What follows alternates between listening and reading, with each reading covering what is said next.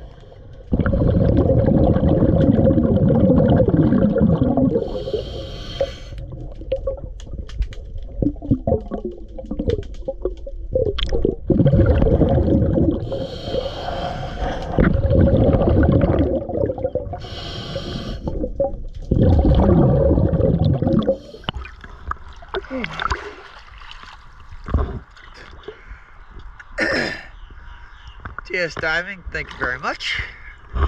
And we've had a little mangrove snapper buddy down there with us.